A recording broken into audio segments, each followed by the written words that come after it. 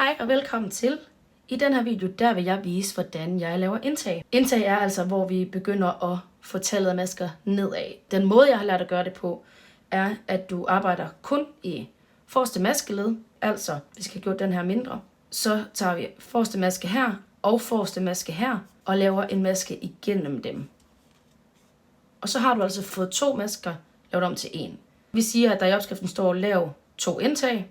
Jeg skal lave mit første indtag nu. Det vil sige, at jeg skal have de her 2 til at blive 1. Jeg går i forreste maskeled, i forreste maskeled igen, trækker over og laver mig en fast maske.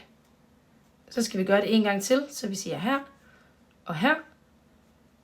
Kommer jeg lige forkert igennem, sådan der, og laver vores fast maske. Sådan laver jeg indtag. Der findes rigtig mange videoguides derude til, hvordan man kan gøre det, og det handler bare om at finde den måde, man selv synes, at det fungerer bedst på. Men jeg håber, I kan bruge det til noget, og tak fordi I så med.